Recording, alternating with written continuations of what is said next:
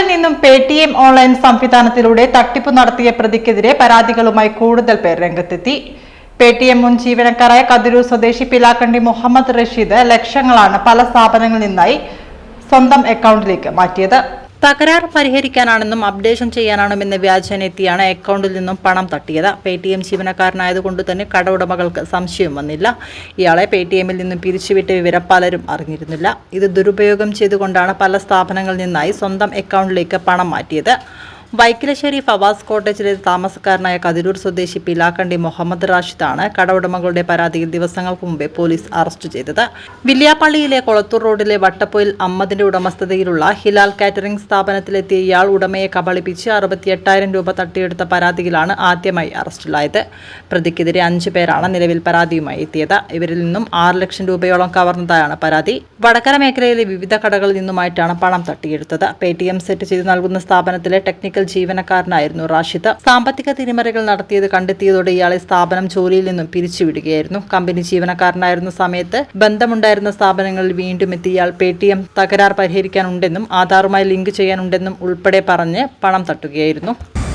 8-ാം തീയതി വന്ന് അന്നേരെ എന്നോട് അപ്ഡേറ്റ് ചെയ്യണമെന്ന് പേടിഎം. അങ്ങനെ ആദ്യം ഇത് വെച്ചന്ന് പറഞ്ഞില്ല, ഒരു മാസം കഴിഞ്ഞിട്ട് ഞാൻ വരാം, ഇതൊന്ന് നോക്കാനുണ്ട്. അങ്ങനെ നോക്കുമ്പോൾ ഒരു വിശ്വാസത്തിലാണ് ഞാനിത് കൊടുത്തത്. എൻ്റെ ആധാർ കാർഡും പിന്നെ ഫോണും കൊടുത്ത് 2-2.5 മണിക്കൂർ വരെ പുതിയലുണ്ടായിരുന്നു.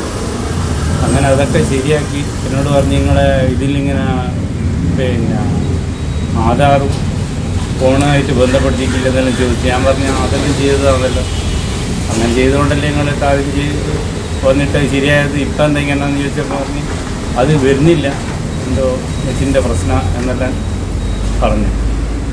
പിന്നെ 2-2.5 മണിക്കൂർ ഇറങ്ങിട്ട് നിന്നു. ഇതിങ്ങനെ ശരിയാക്കി പിന്നെ ഇതും കഴിഞ്ഞിട്ട് പോയി. ഞാൻ ബിറ്റിൽ നിന്ന് 10-ാം തീയതി ബാങ്കിൽ പോയാൽ പറഞ്ഞിങ്ങനെ പൈസയില്ല.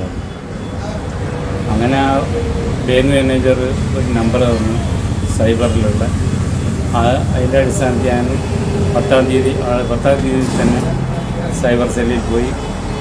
അപ്പം പറഞ്ഞ് നമ്മൾ അന്വേഷിക്കട്ടെ എന്ന് പറഞ്ഞ് അങ്ങനെ പോലീസുകാർ പിറ്റിൽ നിന്ന് വന്നേരെ അന്വേഷണം പറഞ്ഞ് 11 മിനിറ്റിൻ്റെ ദൂരമുള്ളൂ.